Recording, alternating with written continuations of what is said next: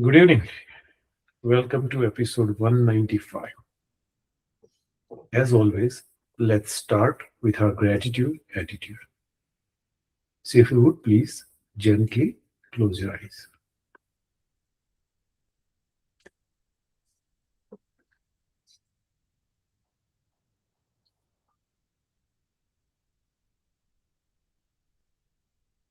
Take a deep breath.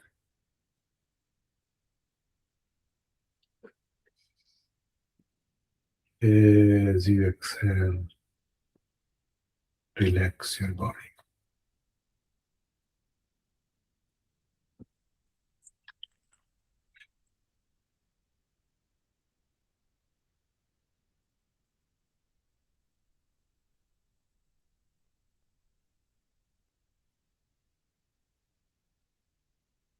Take another deep breath.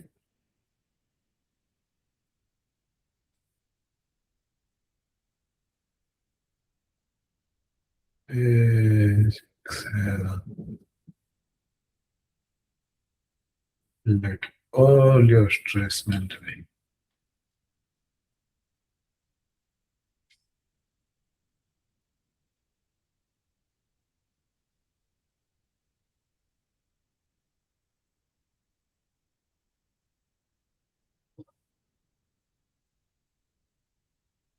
Take one more deep breath.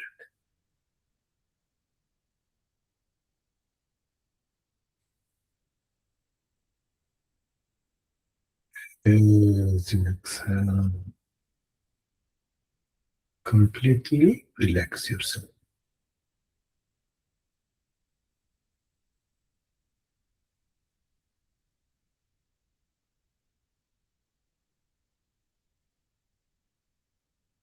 Now, think of one thing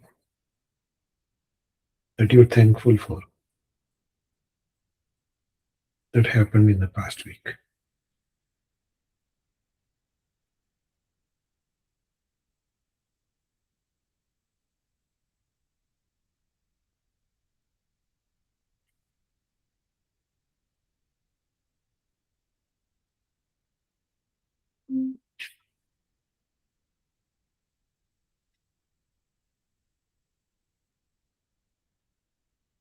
Once you identify that, think about why you're thankful.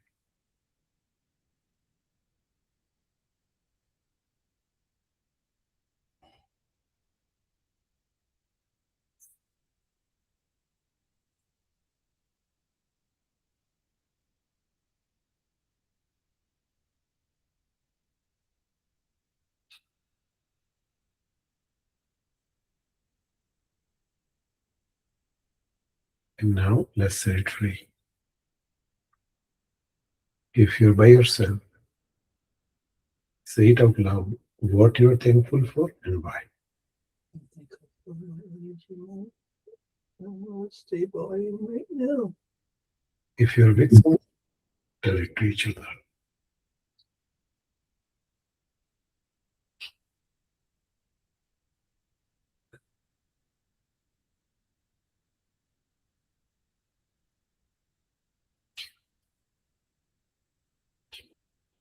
Okay. So last week, we began discussing the advice of Atisha, a great Indian yogi. And we talked about how Atisha advised us to follow our guru, right? That's the first thing he talked about. And then he talked about, and he emphasized actually, that knowledge alone is not enough. We must put the teachings into practice.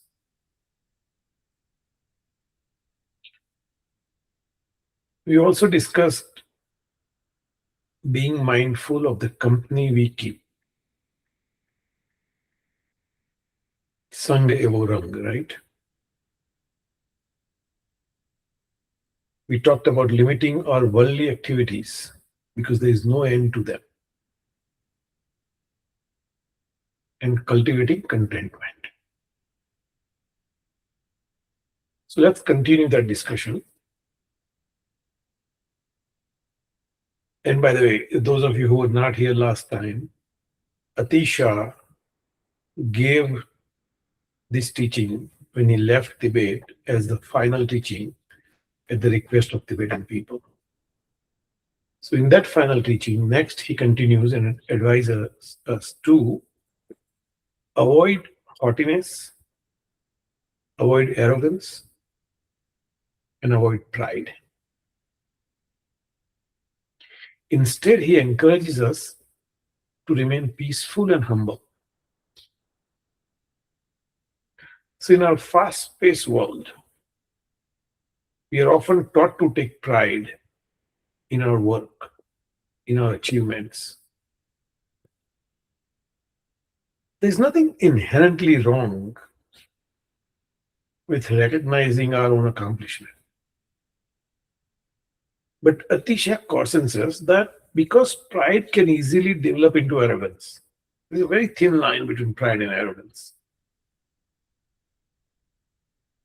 And arrogance often leads to non virtuous actions. So he wants us to avoid pride.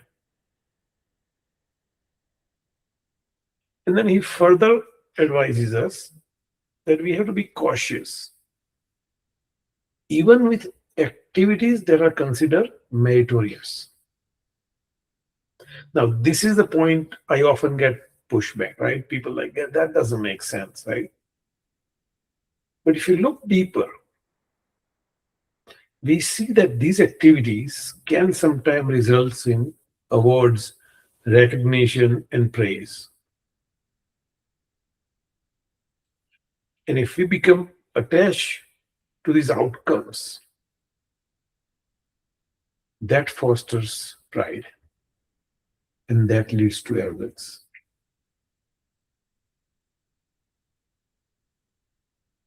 And he further advises us to be cautious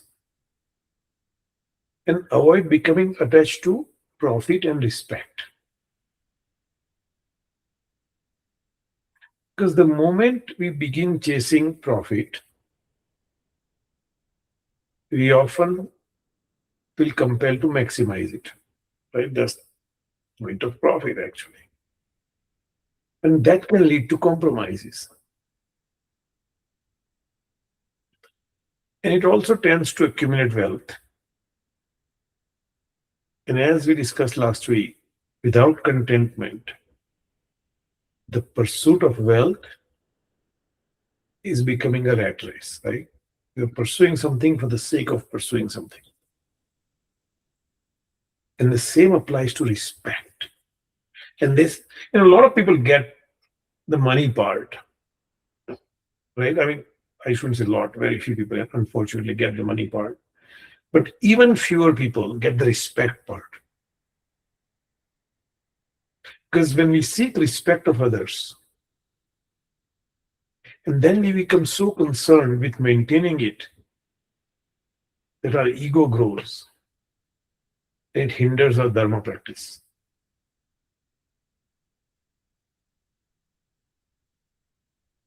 Next, Atisha reminds us that when we leave this body, when we die, we leave everything behind. Our friends, our possessions, our wealth, our status, everything. Therefore, he urges us not to become overly attached to anything or anyone. Perhaps this is the most difficult advice to implement, in my opinion, because we cling through life as though it will never end and as though it's the only life we have. Think about it, right?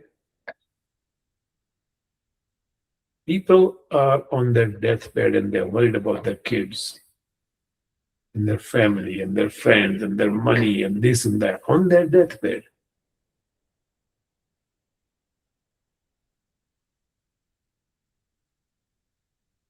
Steve Jobs famously said on his deathbed, I think his last words were, oh wow, this was all for nothing. So when we reflect on the cycle of existence, we recognize that we have taken countless lives since beginningless time, right? This is not our first life, this is not our last life. Our future lives may continue for a very long time. So instead of focusing on our friends, our attachments, our family, our money, our respect, our status, our this, our that, we should focus on accumulating the riches we can carry forward. And only thing we can carry forward is our positive karma.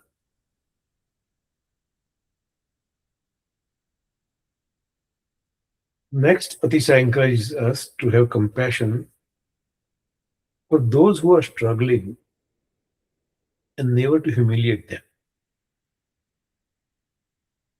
Because often it's very easy to ignore people who possess less prestige, less wealth, less influence than we do. But even ignoring someone can be a form of humiliation. Growing up, I remember this saying. I'm going to talk in Gujarati and then I'll translate for your art. Nana vagarno nathiyo, nane nathala. Nana vagarno nathiyo, nane nathala. Loosely translated, it means that the person struggling to make ends meet receives little respect.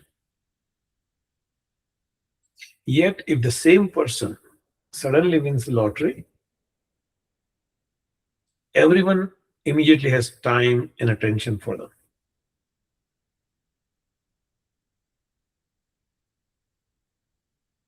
Next, Atisha advises us that we should not harbor hatred toward our enemies or attachment toward our friends. The first one's probably easier than the second one, right? Not to harbor hatred may be easier, but not to harbor attachment towards our friends and family makes it a little challenging. But instead, he encourages us to develop equanimity toward everyone we encounter and extend compassion to all. He says, don't be jealous of other people's good quality either.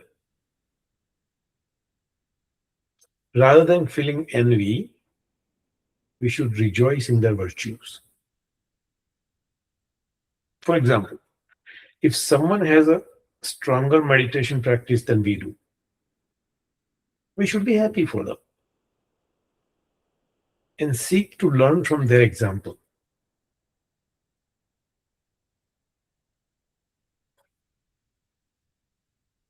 Next, Atisha encourages us to highlight the good quality of other people while refraining from boasting about our own.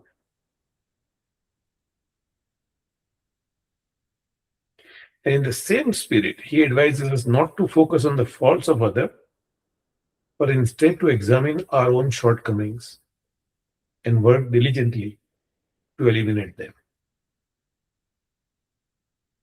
So essentially, we should talk about other people's good qualities and talk about our own bad qualities. And often that's exactly the reverse of what we end up doing, right? Next, he encourages us to minimize meaningless activities because that distract us from spiritual practice and personal growth.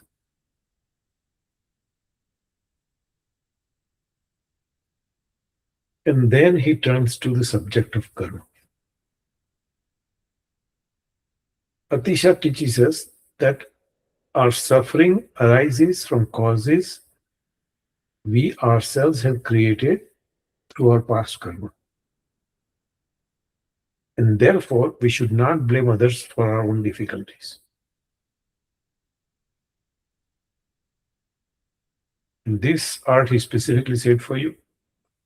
When our desires are not fulfilled, he advises to understand that this too may be the result of past karma. and to maintain a positive and balanced mind.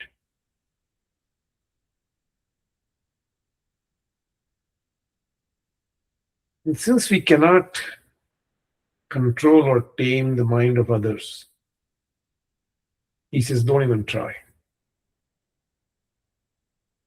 Instead, we should focus on taming our own minds.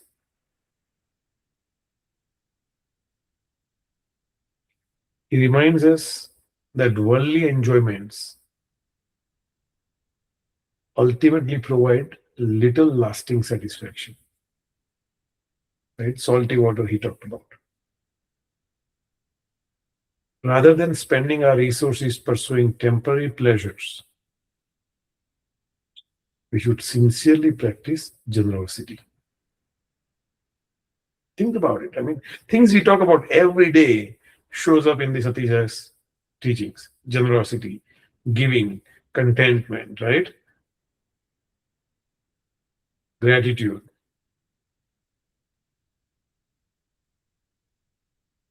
It's a time-tested advice.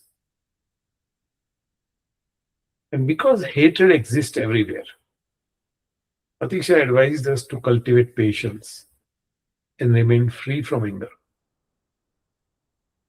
By doing so, we avoid creating negative karma and lay the foundation for happiness in all of our future lives. And finally, he urges us to eliminate laziness from our lives. It's the laziness of neglecting spiritual practice that keeps us trapped in samsara.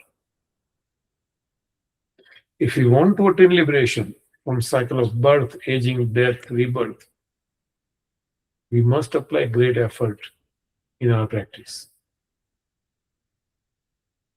We need to cultivate concentration, i.e., meditation, develop wisdom, i.e., understand emptiness, abandon wrong views, and realize the ultimate truth of emptiness.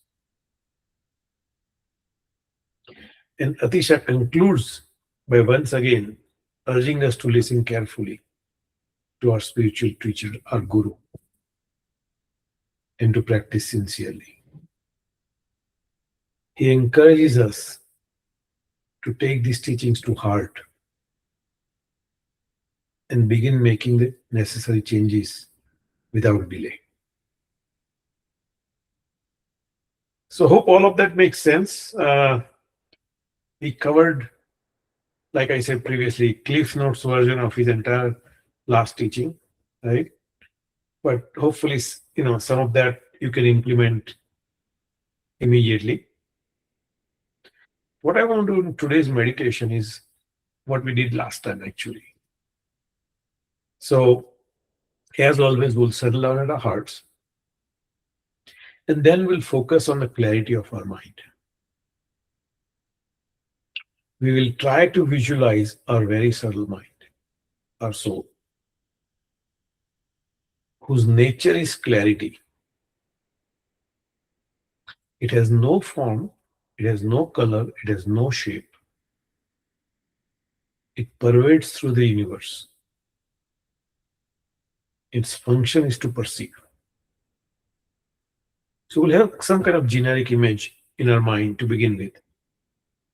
And then just clarity. And we will focus on that clarity. That's it. So if you're ready, let's begin. Please get into your meditation posture.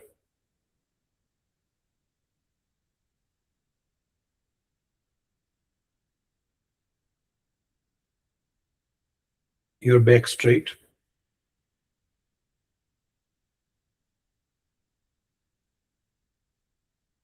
Your spine upright.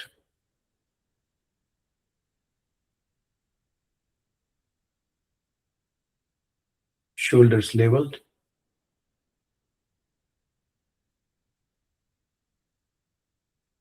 Gently close your eyes.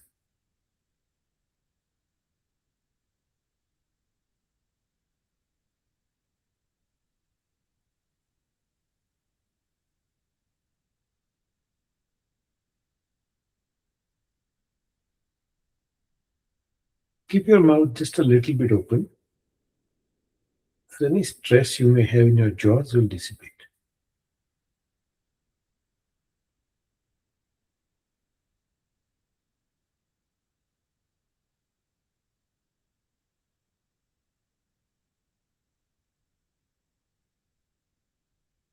Arms in your lap, right over left. Arms gently touching each other.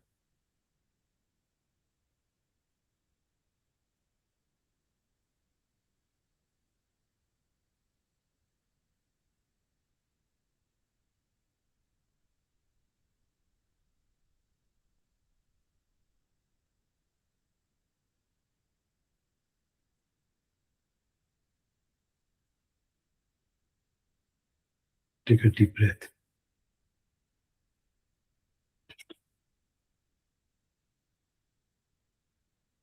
As you exhale, let your body completely loose, like a rag doll.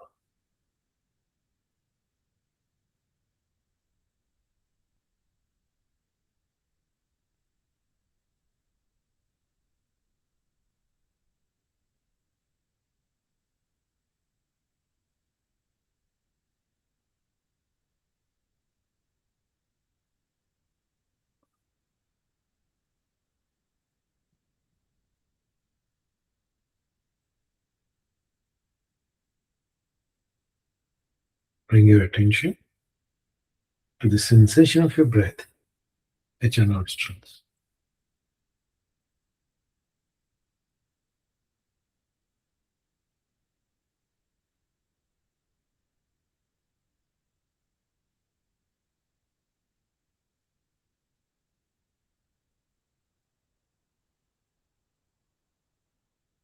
Feel the cool air as you breathe in.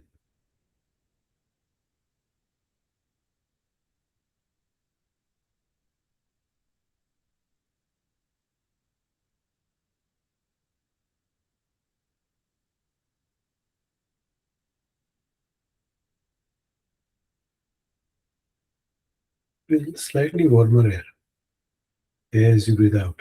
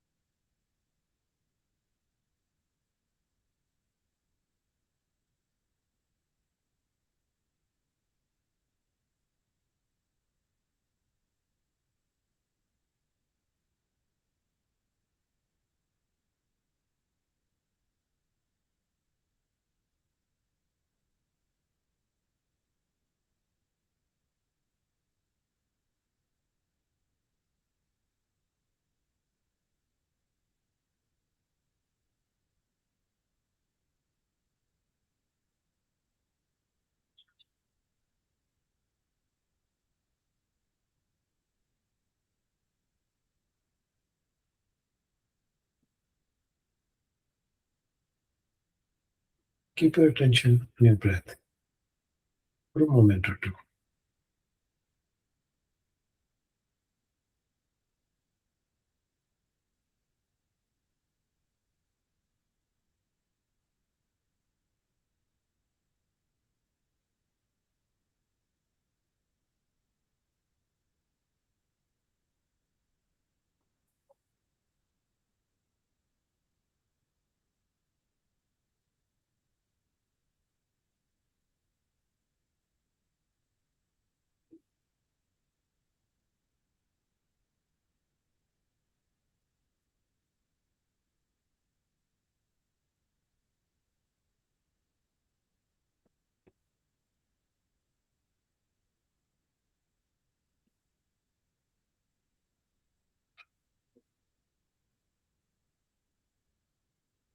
Now, bring your attention at your heart.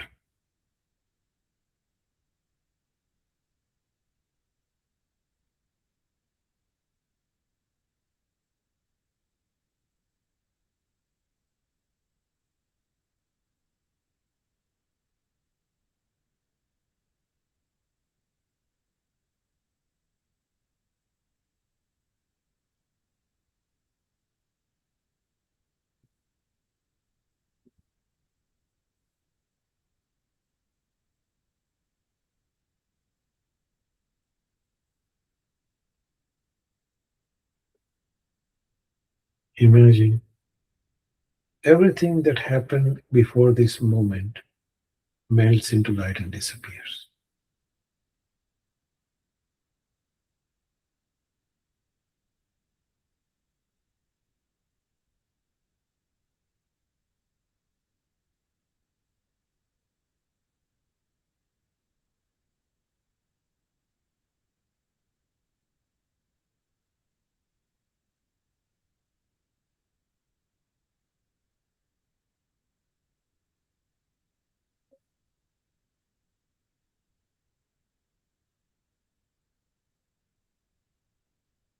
Things that have not yet happened are not real anyway.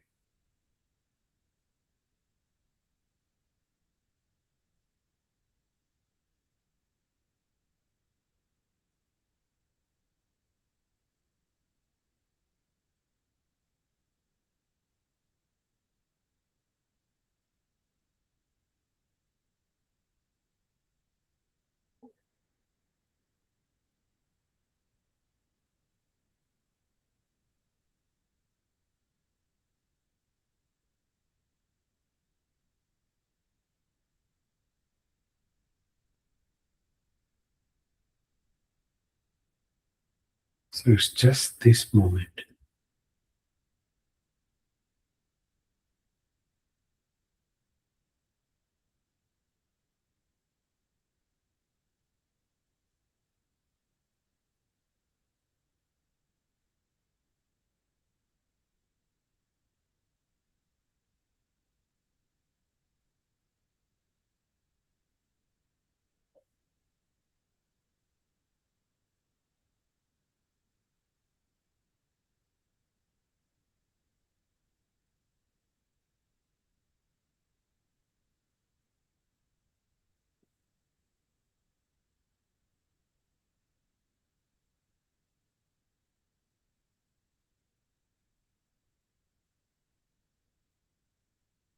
Enjoy the peaceful nature of your root mind in this moment.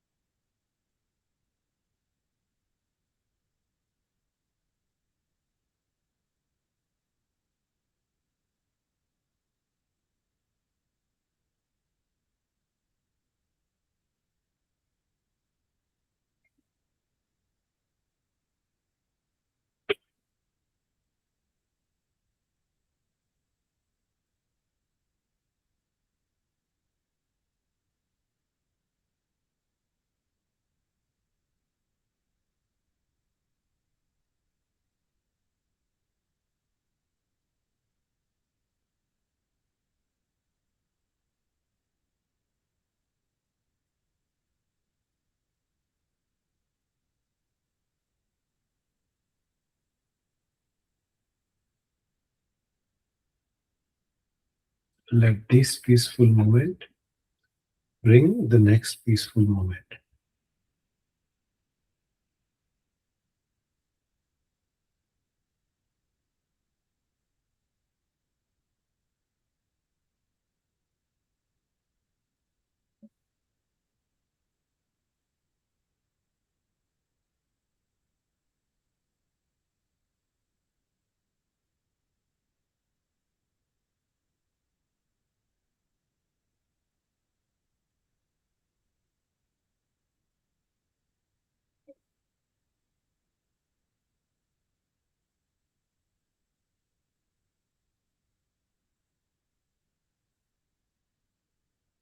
Remember, there is nothing to do.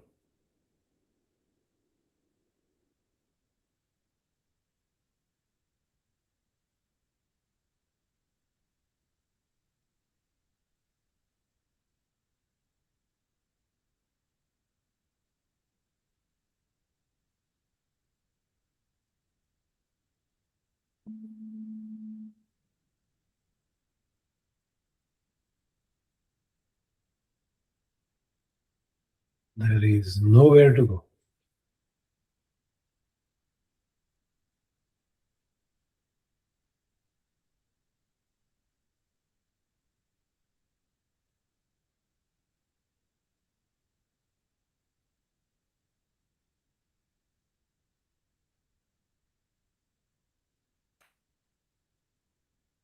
Just enjoy.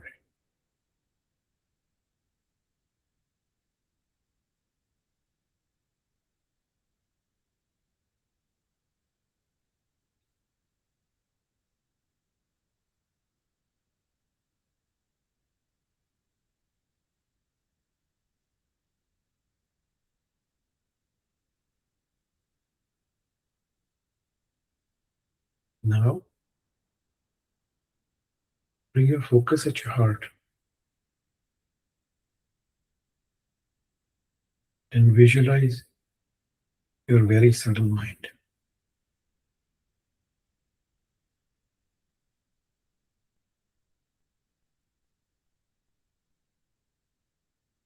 Its nature is clarity.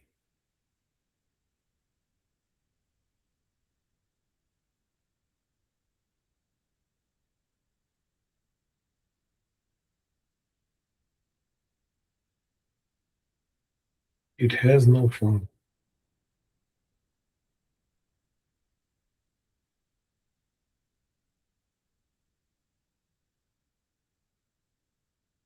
It has no shape.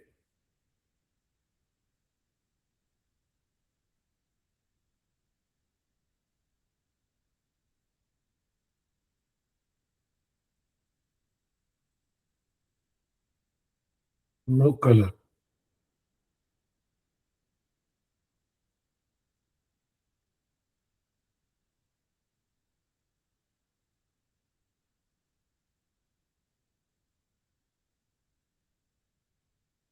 It pervades throughout the universe.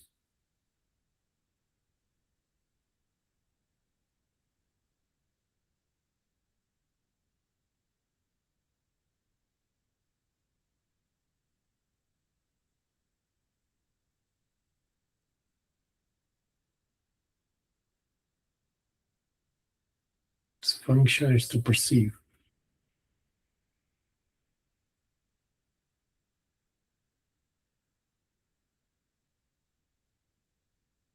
Just visualize this clarity at your heart.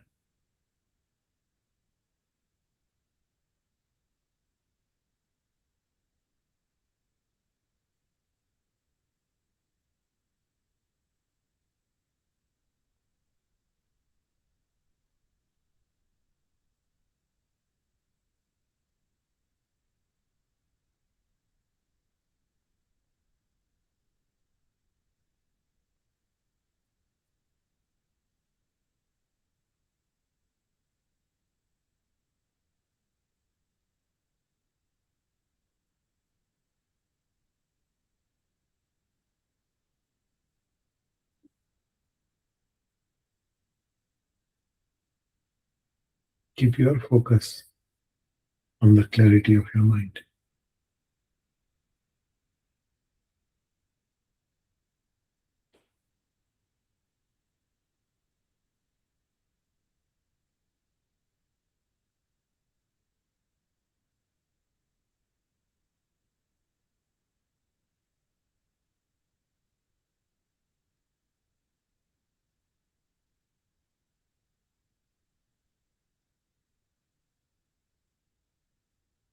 When you're ready, gently open your eyes.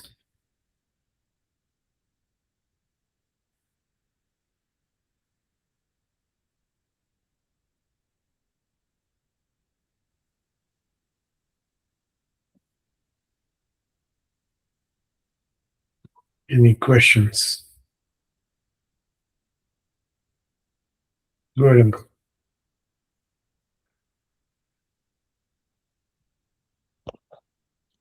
Can you hear me now? Yes. Okay. Regarding attachment to physical thing, just a one statement for that. Most of the people, including me and you, probably we work throughout the life as if we are not going to die, and when we are on the deathbed, we wonder what life we have lived. That's right. That's right. Die poor is the best way to die. Yeah, I not in this forum, but I talked about this in a different place. There's a book. yeah, This guy is a billionaire, and his goal in life is to die poor. yeah. You Net want to zero start? is a very famous concept these days, right? Yep, That yep. Net zero is the way to do it. But it's um, it's it's one of those it's, things where we have to consciously try it, yeah. right? It's one thing to talk about, other thing to actually put in practice. And the easiest, not the easiest, but the beginning, the first thing we need to start doing is to strip material things out of our lives, right? Uh, Unfortunately, we are so used to certain level of comfort in life, and that I think we need to start cutting down on that. That's the first thing, in my opinion. And trust me, I'm trying. It's not easy. I'm Yeah. serious. And yeah, like Uncle said, don't earn for your kids and kids. Yeah. Well, for what? Right? Art, go ahead, please.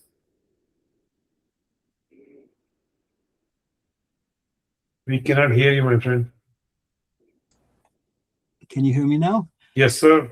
But even like I know you have kids, but even you think my kids are mine, and it comes from this identity of self, and you want to leave them in abundance.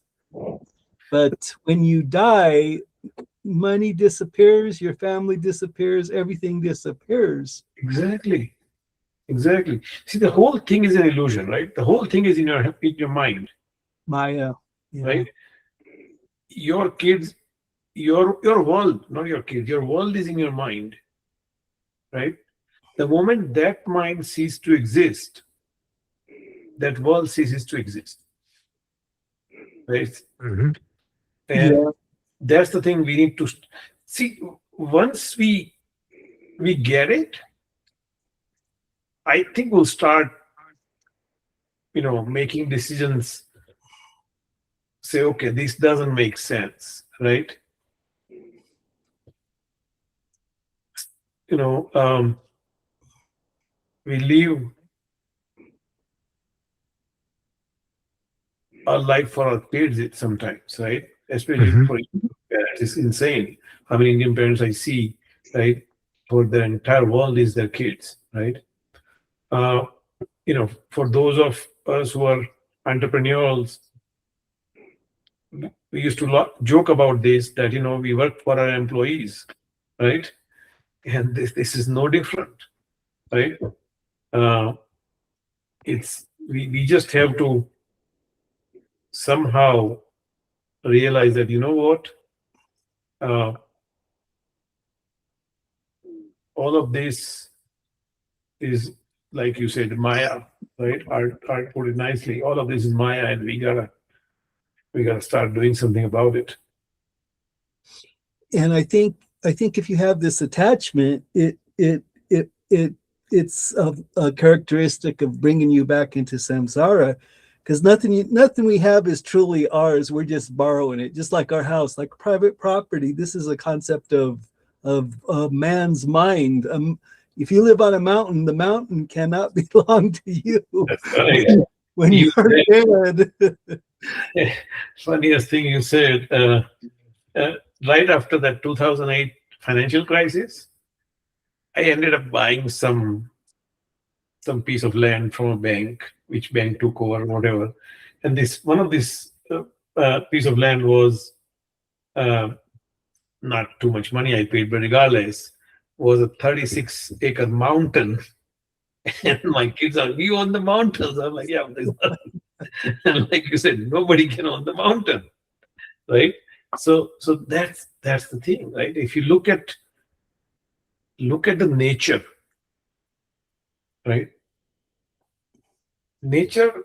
I mean, I was in Africa, on a safari, and you see how things just work, right?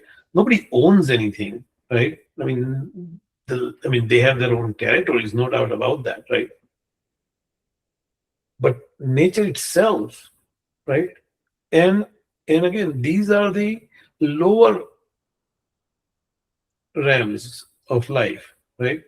these animals. We are supposed to be above them. We are supposed to be more conscious. We are supposed to have uh, freedom of consciousness where we can think about our future lives, right? And a Because my creative. dad always say, "Kutro bhi rotlu do khaive," right? Every dog Mm. finds bone, right? So, But I think, you know, that we having this conscious mind all create because we think and we think too much, we create suffering. Like if I were a tree in the forest, I wouldn't be thinking so heavily. I would just say, okay, I can suck up some nutrients and some water and absorb some sun and photosynthesis and grow, and I'm happy. But with the mind, then you say, oh, I want this, or I'm not happy about this, the eight worldly concerns. And in this scenario, we suffer. and that's because we are using our mind for the wrong purpose. See, purpose of our mind is so that we can use it to the right, direction. We can say, okay, let me meditate, let me think about virtuous karma, and and these and that, right? So Mhm. it's an amazing tool. Mind's not a bad thing, right? You just have to Apply it get to the the right. habit of using it right, using it in the correct way, the eightfold path, right? Exactly. So, anyone else wants to add anything else? All right, everyone. I'm going to stop recording.